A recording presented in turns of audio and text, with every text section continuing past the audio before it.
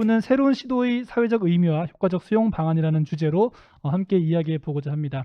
생중계를 시청하시는 분들께서도 채팅을 통해서 질문을 남겨주시면 선정해서 질의응답 시간에 연사들에게 질문을 드리고 답변해 드리도록 하겠습니다. 많은 참여 부탁드리겠습니다. 토론에 함께 참여하실 분들을 소개해 드리겠습니다. 미디어 인류학자 김경화 박사님 자리해 주셨습니다. 중앙일보 하선영 기자님 자리해 주셨습니다.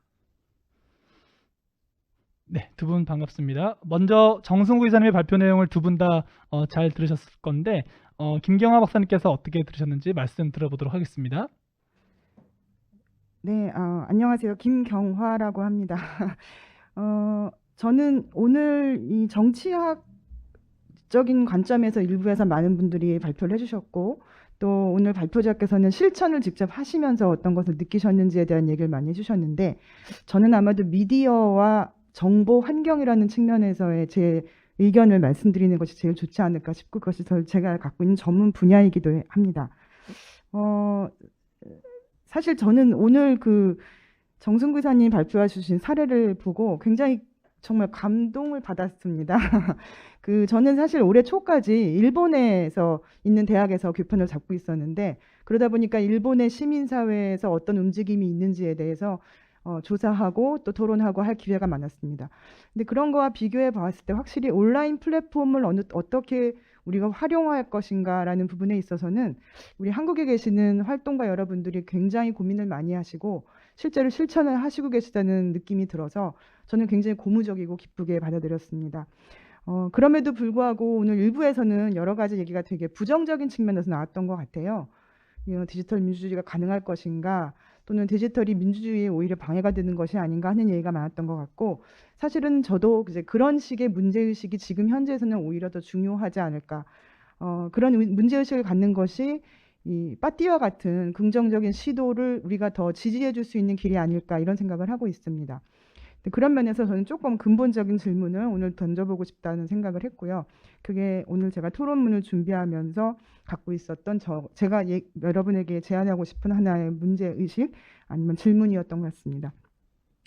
사실 저희가 일부에서도 계속 반복적으로 인터넷이 우리가 민주주의의 도구가 될 수 있을 것인가, 어떻게 하면 될 것인가라는 이야기가 많이 나왔던 것 같은데, 저는 사실 인터넷을 도구로 보는 관점 자체는 약간 오래됐다랄까, 올드하달까, 이미 저희가 조금 재검토를 해봐야 하는 관점이 아닐까 하는 생각을 갖고 있습니다. 옛날에 저는 2000년대 초반에 포털 사이트에서 일을 했었는데, 그때만 해도 민주주의가 인터넷으로 인해서 굉장히 진보할 거라는 생각을 가졌던 것 같습니다. 근데 지금 저희는 그렇지가 않죠. 빠띠와 같은 프로젝트보다는 가짜뉴스 퍼뜨리는 유튜브 채널이 훨씬 더 현실 정치에 영향을 미치고 있고, 많은 사람들이 피로감을 느끼고 있는 것도 사실인 것 같습니다. 제가 갖고 있는 관점은 인터넷은 도구라기보다는 이미 우리의 사회생활 그 자체가 됐다라는 것입니다.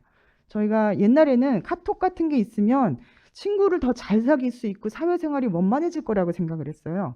근데 지금은 어떤가 하면 친구를 사귀려면 카톡을 쓰지 않으면 안 되는 거죠.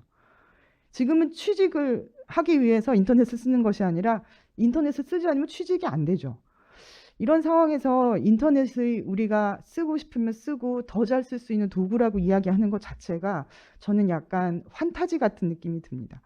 그런 면에서 저는 인터넷은 도구라기보다는 사회생활 그 자체가 되었고, 사회생활 그 자체라는 부분은 모순이 있고 우리를 억압하고 때로는 구속한다는 그것이 본질적이지 않을까 하는 생각이 듭니다. 근데 그런 면에서 볼 때 디지털 민주주의가 지금 잘 안 된다고 해서 암울할 필요가 별로 없을지도 모르겠습니다. 애초부터 저희가 갖고 있는 사회생활은 굉장히 많은 모순을 갖고 있었다고 생각하기 때문이죠. 사실 추천 도서를 추천하는 책을 추천하는 코너가 있었는데, 사실 저는 제가 쓴 책을 추천을 좀 하고 싶었어요. 왜냐하면 이거에 대해서 쓴 책이 있었는데, 일본에 계시는 이제 연구자와 함께 데모에 대해서 공부를 한 책을 쓴 적이 있었는데, 저희가 그때 생각했던 거는 데모와 테러리즘, 민주주의와 독재 권력, 그리고 이기주의와 이타주의가 인터넷에는 다 공존하고 있다는 사실이었던 것 같습니다. 그러니까 우리가 민주주의를 위한 도구로 인터넷을 쓸 수도 있지만 그것은 테러리즘의 도구가 되기도 하고, 이기주의를 실천하는 툴이 되기도 하고, 이타주의를 실천하는 툴이 되기도 합니다. 그거는 굉장히 명백한 사실로서 빠띠와 같이 긍정적인 면에서 인터넷을 사용하고 시민들의 공동체 의식들을 함양하는 데 쓰는 사람들이 있는 반면 또는 다른 한쪽으로는 가짜 뉴스를 퍼뜨릴 수 있는 루트로서 굉장히 효과적으로 활용하는 사람들도 있는 것이거든요. 근데 그런 면에서 볼 때 인터넷을 저희는 어떻게 보아야 할 것인가라는 문제는 저는 굉장히 근본적인 물음을 저희한테 요구한다고 생각을 하고 있습니다. 저희가 굉장히 건강한 움직임을 얘기할 때 촛불 집회 얘기를 많이 하고, 제가 실제로 그 전에 2018년에 책을 쓰게 된 계기도 촛불 집회, 빠띠에서도 그런 얘기가 나왔는데 촛불 집회에 참여했었던 경험이었는데, 사실은 촛불 집회에 나가시는 분들과 태극기 집회에 나가시는 분들은 정치적 지향은 다를지언정 같은 정서적 동기로 그 자리에 나갑니다.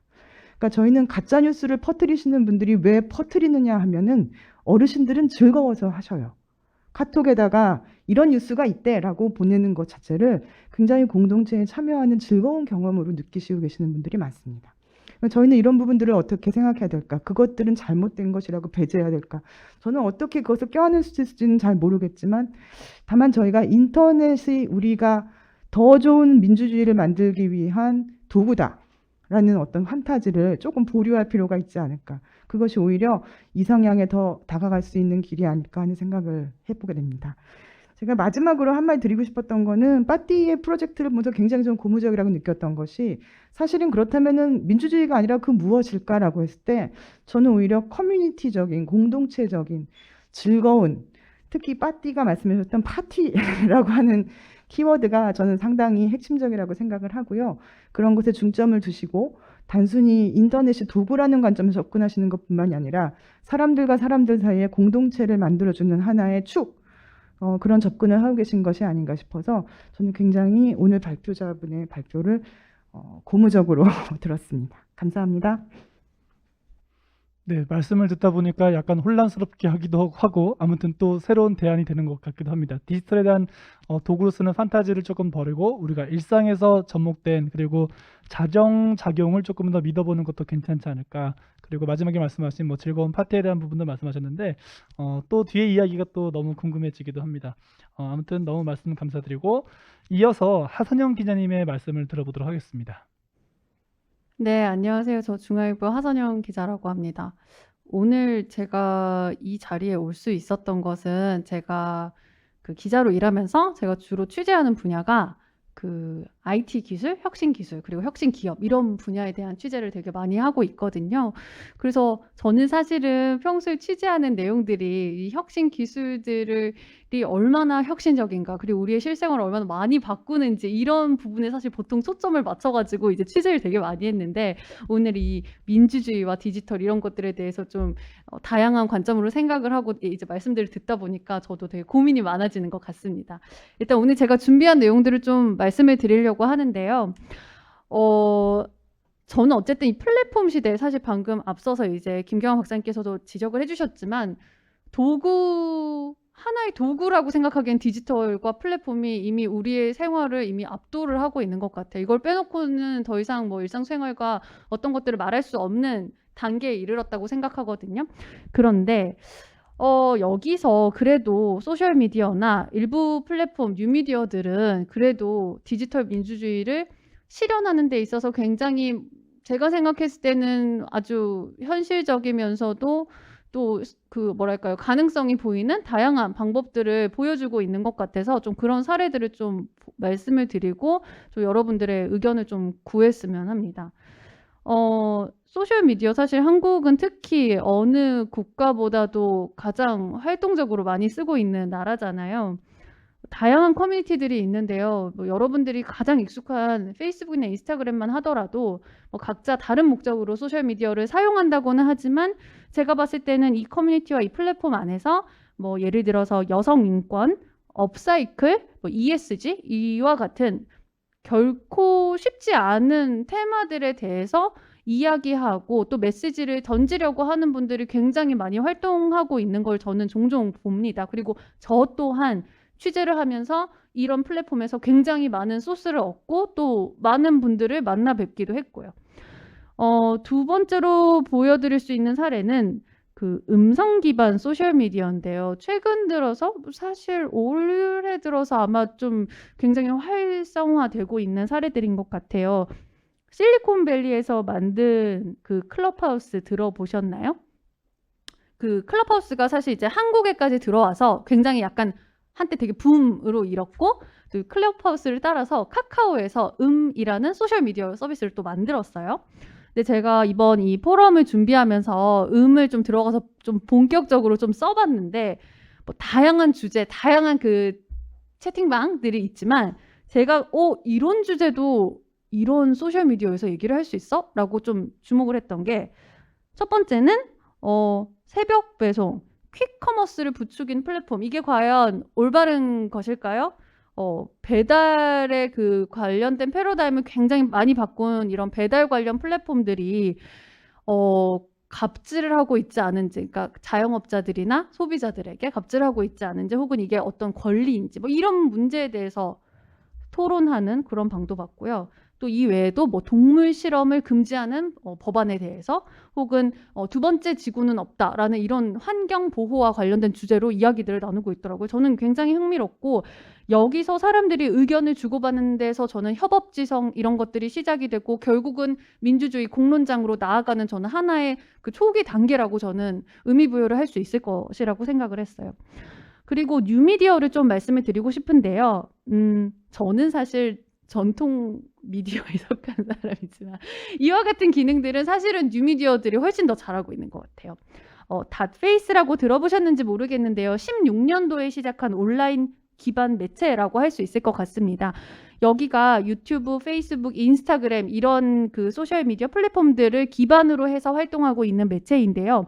제가 오늘 들어갔을 때 닷페이스에 제일 처음에 봤던 기사가 그 서울 시내에 있는 다양한 상업시설이나 각종 그런 시설들에 휠체어를 탄 장애인들이 얼마나 입장을 하기 힘든지, 그런 불편한 장애인들의 접근권 이런 부분에 대해서 기사로 굉장히 생생하게 잘 설명을 하고 있더라고요. 근데 이런 부분에 대해서 사실 이런 문제 제기를 하는 플랫폼과 매체가 저는 사실은 현실적으로 많지 않다라고 생각을 해서, 이런 것들이 이렇게 아젠다 세팅을 하는데 굉장히 적극적으로 나서고, 그리고 실제로도 닷페이스 같은 경우는 유튜브 구독자가 24만 명, 페이스북 구독자가 12만 명이 넘어요. 물론 뭐 숫자가 모든 것을 다 보여준다고는 할 수는 없겠지만, 어쨌든 이용자들에게, 꽤 많은 이용자들에게 닿고 있는 것 같아서 의미가 있지 않나라고 생각을 해봤습니다. 닷페이스는 뭐 이외에도 뭐 플랫폼 노동자, 성소수자, 여성 인권 이런 문제들에 대해서 많이들 이야기를 하고 있거든요. 다음 사례는 그 뉴스레터 서비스인데, 뉴닉이라고 들어보셨는지 모르겠어요. 뉴스레터 서비스가 국내에서 요즘 굉장히 인기를 끌고 있거든요. 근데 그 되게 약간 유행의 되게 선두주자였던 그런 서비스입니다. 지금도 선두주자고요. 근데 여기 홈페이지를 들어가 보시면요, 기성 매체랑 되게 다른 점이 있어요. 사실 보통 언론사 홈페이지에 들어가면 정치, 사회, 경제 뭐 이런 식으로 카테고리를 딱딱딱 나눠놨는데, 이 뉴닉에 들어가니까 노동, 일, 환경, 여성, 세계 이런 식으로 카테고라이즈를 해놨더라고요. 그러니까 실제로 이 뉴닉을 이용하는 분들의 실제 관심사도 노동, 일, 환경 이런 것들에 굉장히 관심이 많고, 뉴닉에서도 강조하고 싶은 컨텐츠, 메시지가 이런 부분에 방점이 찍혀 있다라고 생각을 했어요. 그리고 이런 뉴미디어들 같은 경우는 실제로 만드신 분들이 대부분은 MZ세대고 여성들이 많고, 그러니까 뭐랄까, 민주주의나 공론장과 관련된 논의가 진행이 될 때 저는 사실 어쨌든 이 앞으로 세대를 계속 이끌어갈 젊은 분들이 이런 주제와 담론의 중심에 서 있어야 된다고 생각을 하는데, 실제로 뉴미디어에서는 이런 분들이 중심에 서서 이런 주제들, 메시지를 리드하고 있다라는 생각이 들어서 의미 부여를 하고 싶었습니다. 다 좋은데, 다 좋은 움직임인데, 그냥 이거를 어떻게 과연 우리가 좀 잘 이끌어갈 수 있을까, 이런 부분에 대한 고민을 좀 할 필요가 있을 것 같아요. 시간이 없어서 제가 간단하게만 말씀을 드리자면, 어쨌든 양질의 정보를 어떻게 모을지에 대한 고민이 좀 필요할 것 같고, 정부에서 사실 시작하는 예를 들면 뭐 여러분들 흔히 아시는 청와대 국민청원 같은 곳도 있었고 서울시에서 하는 민주주의 서울 이런 플랫폼이 있는데 이게 정부가 주도하는 그런 탑다운 방식의 플랫폼이 과연 잘 될 수 있을까 이런 거에 대한 좀 논의도 했으면 좋겠고 어쨌든 기술이란 게 더 이상 거스를 수 없는 흐름이라면 우리가 기술을 활용해서 가짜 정보나 가짜 뉴스 이런 것들을 어떻게 필터링 할지에 대해서 뭐 앞서서도 말씀해 주셨지만 사회적인 논의가 좀 더 많이 활발했으면 좋겠다라는 생각이 듭니다. 이상입니다. 네, 앞서 말씀하신 이제 김경하 박사님 그리고 하선영 기자님의 말씀을 들어보니까 어쨌든 기술은 이제 우리 안에 다 들어왔고 우리가 이것을 도구로 볼 것이 아니라 생활에서 어떻게 우리가 정제할 수 있을 것인지를 또 봤고 그리고 기자님이 이제 말씀하신 뭐 다페이스나 아니면은 클럽하우스나 음이나 뭐 여러 가지 이제 사례들을 말씀하셨는데 건강하게 다양한 실험을 하고 있는 어떤 팀들의 이야기를 들을 수 있었습니다. 그러면 두 분 말씀 들으시고 정승구 이사님은 이제 혹시나 하시고 싶은 말씀 있으시면은 조금 더 추가 첨언 하시면 좋겠습니다. 네, 저도 그 디지털 기술이 도구가 아니라 이미 일상화됐다는 것에 되게 공감을 많이 해요. 저희가 이제 쓰지 않는 말 중에 하나가 온라인 플랫폼이라는 말이거든요. 그러니까 온라인과 오프라인이 사실 나눠지지 않았는데 정말 오프라인 기반에서 어떤 생겨난 조직이나 사업이나 이런 것들은 이제 온라인이라는 말을 쓰면서 덧붙이려고 하잖아요. 이제 그런 것들에 대해서 이제 저희 되게 난감함을 토로하는데 그런 것들이 되게 인상 깊었고 또 그런 MZ세대, 요즘 세대들이 어떤 정부 주도의 어떤 공론장이 아닌 곳에서 어떤 공론장들을 만들고 있다는 기자님 말씀도 참 인상적이었습니다. 네.